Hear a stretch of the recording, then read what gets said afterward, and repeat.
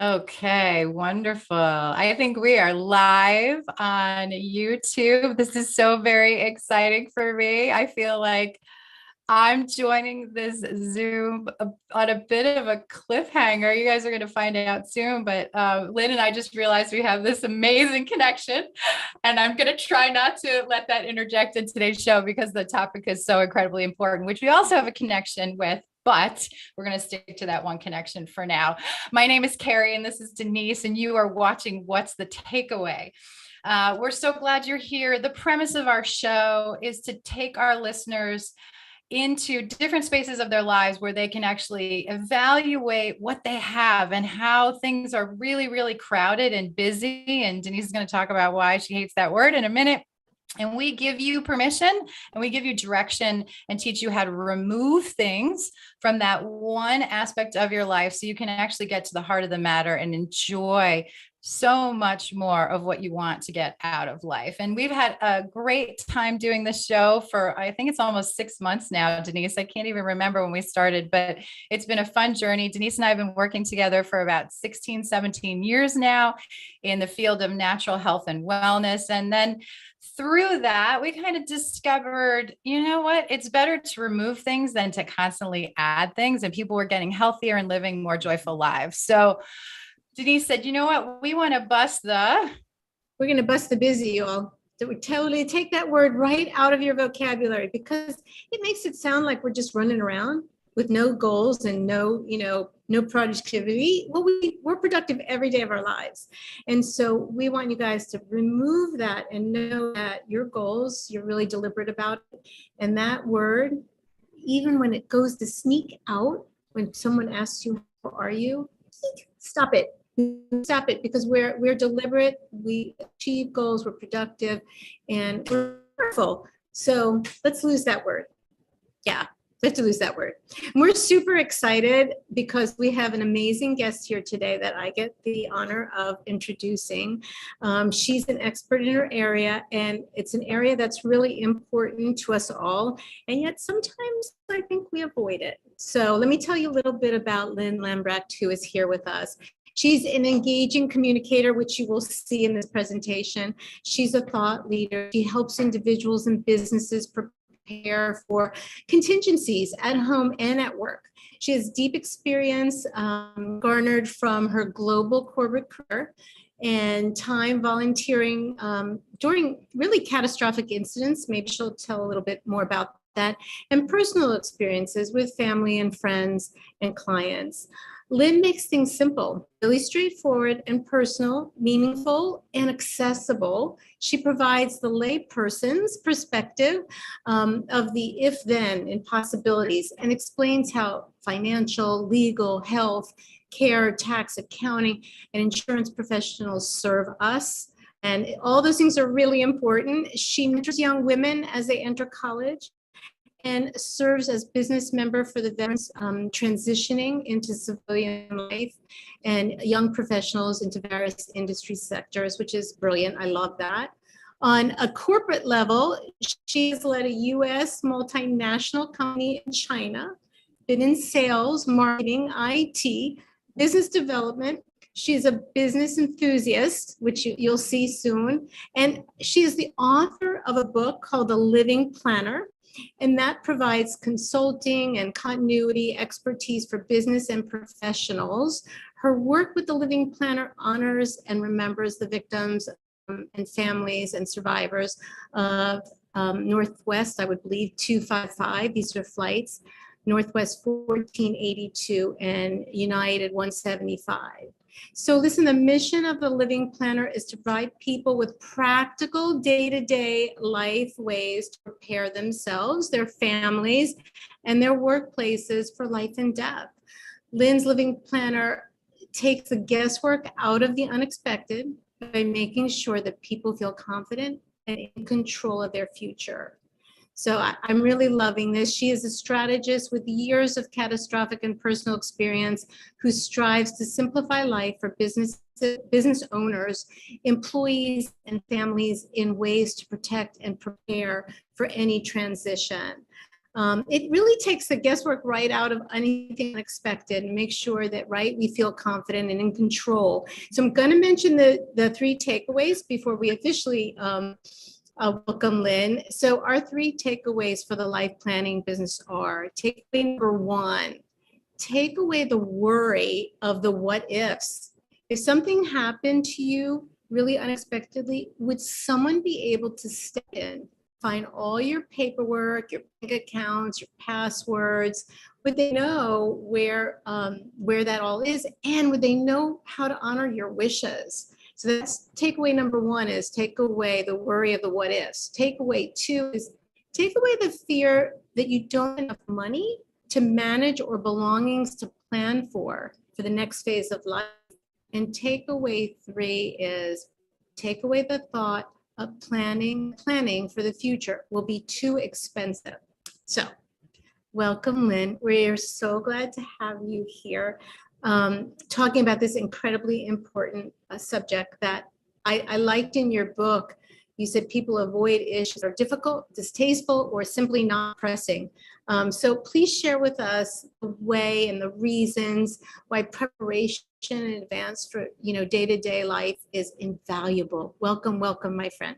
I thank you both for having me. And Carrie, I am cracking up that we have our China connection too. So yes, hello everyone. I'm Lynn Lambrecht, and it is a pleasure and an honor to be here with you today. And the whole busy thing that Denise was talking about, I am right with her. Remove it. Because when she was talking about that little piece of my book about we don't tend to talk about things or try to concentrate on things because, until they're pressing. All right. This is where I'm going to bust the myth. Frankly, it is so much easier when we can control what we can control while we're able to control it, while realizing that there's so much out of our control. And when the stuff happens that's out of our control, it's emotional.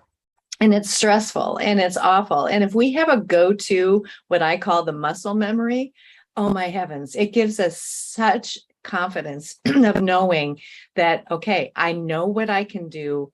Now allow me to feel. And in working I worked airplane crashes as a volunteer emergency team responder in aviation. And I will tell you, from heading up the crisis phone lines for one of the crashes for the family members, though it broke my heart and what I know planted the seed for me to do what I'm doing, is the fact that they weren't able to grieve in that moment. They deserve to, because it's a horrific thing that in the blink of an eye, your world can change.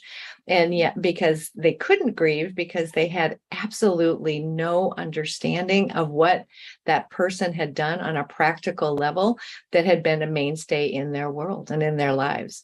So for each of us now to take a little bit of time just to skosh.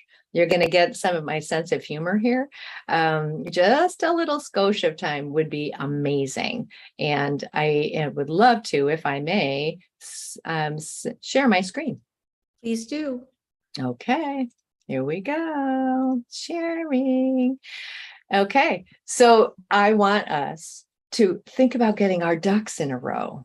You see, because that's the important part. And get your lipstick out and be as cute as these little ducks and make sure that you are primed and ready to go. Sometimes this is easier said than done, but because we are going to actually talk about some of these things in advance, I want you to breathe in and out as this information is being discussed. And I want you to always know that it's okay to ask questions, because what I've realized over the years is that so often we don't know what we don't know. And taking care of the life business is not something we're taught. It's not something that's, a part of a curriculum item, et cetera, et cetera. And we tend to use this as an opportunity to say, wow, what in the heck am I doing here? So let's just breathe in and breathe out and move forward. So I am going to take us to the next slide. This is the life business impact. And I am a use of puzzle pieces. I love puzzle pieces because I think that in many times and ways, we have a puzzle in our lives. And this has a caveat because there's an administrative side of life. And when we take care of that whole administrative important stuff, we're a little bit more ready for when life actually does throw us a curveball. And I do things a little bit differently because I like to thread the needle across all components of our lives and break it into littler pieces because there are professionals that can really help us in those separate areas. As Denise was referencing, there's an accounting and financial side, there's an insurance side to protect us. Is the legal side, there are the medical pieces, etc. But what I'm trying to do here is just to outline that we have work responsibilities, we have home responsibilities. How does all of that mix when illness might happen? An accident could occur. You might be temporarily incapacitated. You could become disabled. There is an impact to all of that. And there's disruption here. So how are we covering life? How are we talking about death? And the big key that I have over on its side is communication, because that communication piece, if we are thinking thoughts and you're not sharing them with people, they're left in the lurch. And so I really want us to go ahead and think about this a little bit differently and have conversation. So here we have these many components as I described. And I know I address it a little bit differently, but there's been a gap in what I've seen. At age 18, we're considered legal adults in most states. Now, Mississippi's 21, Nebraska's 19. There are 3 states out of our 50 that aren't at 21 for all areas of life. And yet I want us to be able to understand that the responsibilities do begin when we're younger. So we don't often understand the inordinate amount of detail and coordination that is needed and required to protect us and help us, quote unquote, batten up. So I want to keep this somewhat brief because I want to make sure that we have our discussions at the end. And so this, though, is what keeps me up at night. And I want to be clear here. These numbers have gone up. So if you've not done this, don't fret. Every day is a new day to start something. And so what I have found through the pandemic and the latest research that was just delivered in a statistical form, which I am a geek, that is my business side, 67% of American adults don't even have a will. Okay. 63% have not completed medical directive documentation, less than 20% of business owners, and it's probably more with all of the people that are having side hustles with independent contractor agreements that they haven't taken a look at. They haven't completed a written succession plan, nor does somebody know how to walk in and step in for them. And that last statistic makes me just want to weep, because I'm glad I didn't know it in my 20s, but I will tell you as a boss, I experienced it as a leader of people that this did occur. 1 in 4 young people in their 20s will be incapacitated during their careers. And it's devastating. It's devastating for them, it's devastating for their families, and it's devastating for actually the workplace. And that's the piece where all sides of our life truly do come in play. So let's take a peek at the next piece. There are 4 main reasons. And if you can see, I have changed my logo up on the top because we don't want to talk about it. And I know that, but I'm going to be the one that's going to talk about it. So here we are. I want to make sure that you're clear that I'm not an attorney. I'm not a financial advisor. I don't sell insurance policies. I'm not a fiduciary or an accountant. I'm not a medical professional. Although in my family, everyone is medical or dental but me. So I've had exposure to a lot of these pieces. And in my work life, I had exposures to all the aforementioned professionals that I discussed. So they provide invaluable services, and I do recommend that you work specifically with them. Yet the 4 main reasons that we're avoiding planning, by those statistics I was talking about, we haven't gotten around to it. That's 40%. Okay. don't have enough assets to leave to anyone, 33%. It's too expensive to set up, that's at 13%. And I don't know how to get or a will or a living trust, and that's 12%. And so that's something that I really do want us to spend a little time looking at, because I want to try to dispel and be a myth buster on some of these things. But the one area I really can't is I haven't gotten around to it, because that becomes your choice. And that's something that hopefully you don't wait until there's a trigger or until it's too late. And it's my proactive prayer for you. It's my proactive hope that there can be a way that we can start in advance. All right. So this is my ultimate question. Are you ready? Could someone step into your shoes today and carry on your day-to-day life? Because I think so often we put this all just on the legal documents that can be prepared in conjunction with us.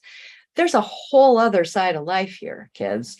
And so when we look at that, I mean, when I was talking and doing my first legal documentation process in my 20s, what I found when I was asking the attorneys, the estate planning attorneys, I said, you guys, this is just a piece of it. This is what provides the authorization for people to do certain things if I needed them to, if I was living and unable to completely care for myself, or if I wasn't here and someone needed to close things out. But who helps me understand the day-to-day? And they said, well, what are you talking about? We don't do that. And I said, well, how do they know? How can they get into where I live? How do they know where I keep my files? How do they know what bills I have to pay? How do they know this? I mean, think of everything we do on autopilot, and that's what I want us to think about today. This is the important general information where we're going to start talking about the day-to-day, okay? Because the home and the office accesses I referenced was something that might just kind of fly over your head. But especially when I've been working with people that have multiple properties. I mean, there are crazy things about our homes that we have. I have a gate, for example. So who has access to my gate code or a gate opener? My garage is not attached to where I live. So how does someone know where my garage is? My mailbox in a condominium complex where I live isn't in front of my actual door.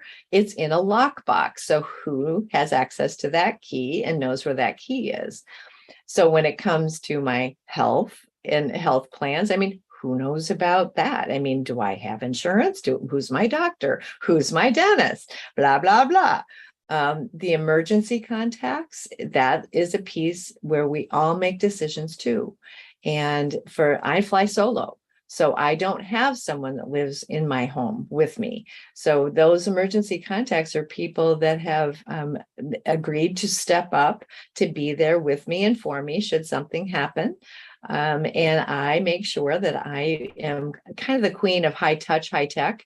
So I use the app, it's called Medical ID, to make sure that in that Medical ID, which is both on iOS and Android, that you are completing basic information that could be accessed by an emergency services trained personnel. The EMTs are trained to look for this, and it shows up even on a locked phone. But if you haven't assigned someone to be that contact, it can't come up. So we have to think about who would you want to have and be called, who knows that they would be called if something happened to you. That's all a part of the contingency plan, okay? There are some health decisions to make and some actions to take that come around with that. So again, it's the, in case of emergency contact, which is the ICE, and the phone access, which I discussed briefly.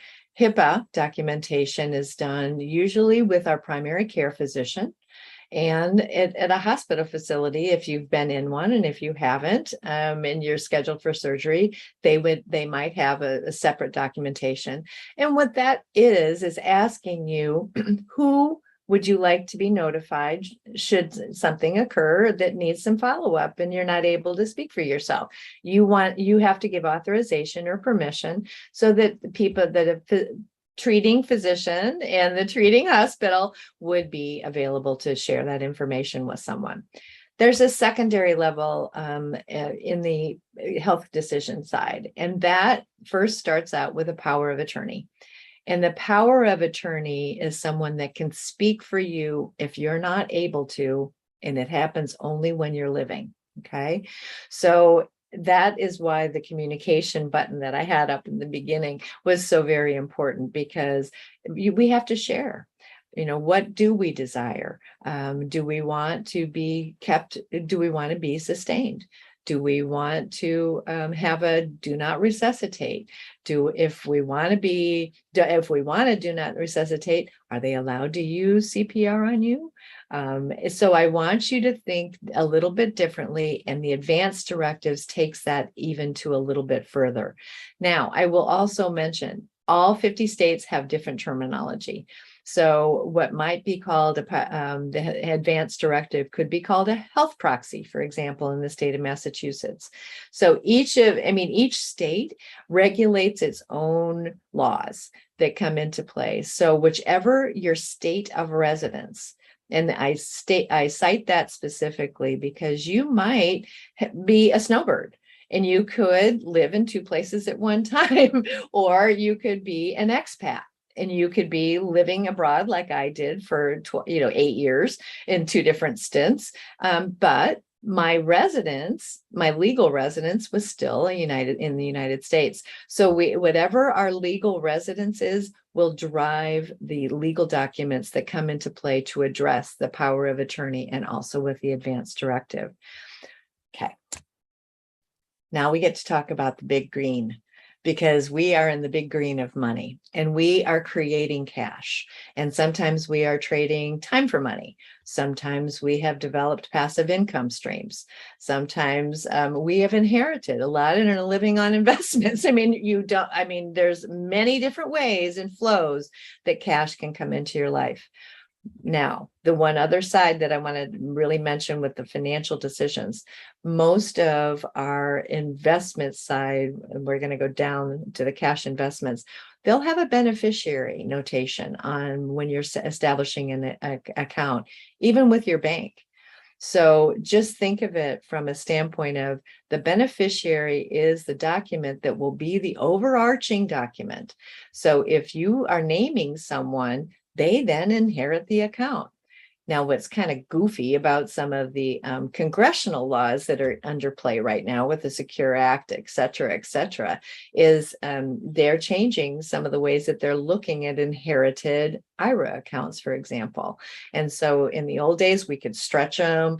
Now, if this is truly passed into law, we won't be able to stretch if we're not a spouse. So, that's why it's really best to talk with the professionals about your own situation. Because when you are creating cash, investing cash, managing your cash, and preserving cash, having a team to help you understand the tax implications that come into play, your generational wealth, and maybe how you want to create a legacy. And there are ways to, handle that too. It's so important. How we manage our cash day to day, there's a budgeting side to this, yes, but there's also choices to be made. And when we are looking at our cash flow in and out, are we spending? Are we investing? Is this a one-time off? Not a one-off, but you'll have bills that will need to be paid. And if you're not able to pay them because you're laid up or something has occurred, well, who has the ability to pay your bills for you? And that's going to come in a little bit too on the legal side, because the power of attorney in the financial side, as with the health side, can pay your bills for you if you have authorized and given permission in advance. The investments, the same kind of thing. You need to make sure that people can continue the investment. Make sure that what your wishes what your wishes are honored. And the way that you're preserving your cash has a lot to do with how you are setting up and structuring your cash in the beginning of time. Legal decisions to make. All right, here, this is what that's why this is only one piece. Remember, we had lots of different pieces of life, but these are the true pieces that allow for the authorization state by state that give the permissions for people to be acting kind of with you and for you. I have a weird way of describing the trust. I call it the umbrella. And the reason I call it the umbrella is that it contains the will. It contains the powers of attorney. It contains the advance directives. And there are times when it contains guardianship, like of children, et cetera, et cetera. So whatever your unique circumstances are, the trust is the big umbrella. Now, if you want to just have a piece or two because you want to start, that's good. But the will that's contained, that is actually done for us within a trust, is oftentimes called a pour over will. And it means, okay, the legal side of life is hilarious because they talk about funding the trust. Well, what in the heck does that mean? I mean, the first time I was scratching my head, I was like, what the heck is funding the trust? That means that to truly have the impact and the effectiveness, we have to have our accounts named in the name of the trust. So my bank account is now called, my bank accounts are called the Lynn L. Lambrecht Revocable Living Trust, dated, with the date on it. Now, my account is still Lynn L. Lambrecht or Lynn Lambrecht. So, you just, the big umbrella that's covering it or of the name, that means that the assets that are contained within there are covered under the trust. For things that aren't named in the name of the trust, that is considered what's the pour over. So that the trust is dictating how you would like things to be directed at the end, how property is dispersed, how this happens, how that happens. So if you haven't named something in there and it doesn't, the financial value of it doesn't exceed a certain amount, each state, believe it or not, has a small estate size.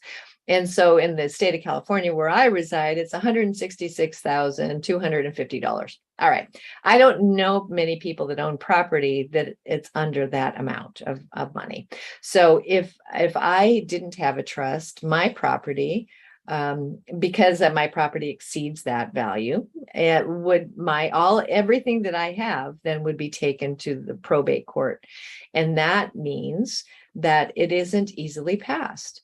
And the probate court system in each state is also run differently, but it can be a long time before you get on the docket. And it can be a very expensive endeavor because you're paying for the attorneys, et cetera, et cetera. So I know that it's something that's a little spooky, but take care of the guardianship of your kids too. I want you to know all of these pieces are something that I'm happy to talk about in layperson's terms later. Okay. Digital assets. The reason I'm bringing this up, we all live online. Okay. We have apps. We have online bank accounts. We have everything. If we have intellectual property with copyrights and trademarks, we have our social media accounts and we have our personal documents. Be careful on this one because this is a very big area that comes into play with people being able to step in. And so this is something I'm happy to go into a deep dive about in a little bit. So this is ultimately a decision time for you to make a decision on if this is something that's completely spooking you out, or if it's something that you'd like to take like a little bite, have a little nibble, and that means developing an action plan. But you know what, when someone like me, I'm crazy, I love to start with the end in mind. So to establish what your timeline is, it could be a year or two. Don't give yourself any grief. Establish the timeline that works within your system and make sure that you have a great team of people with you.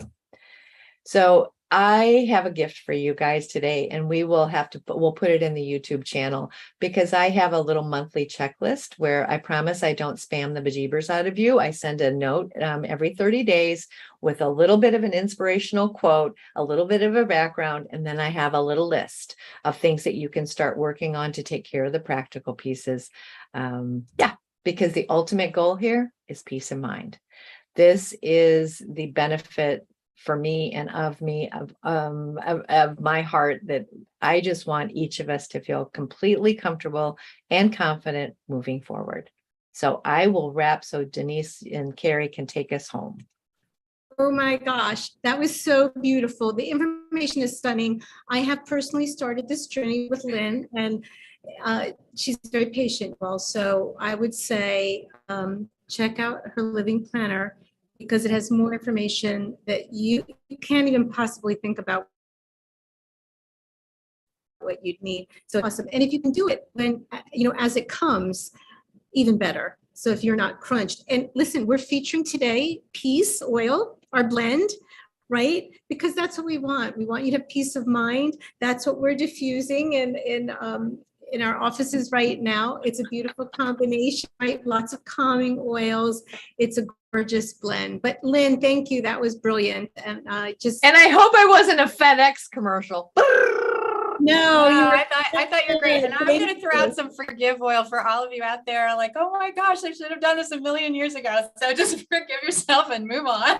And mine, I have the On Guard that's diffusing in my room because I want us to all be on guard.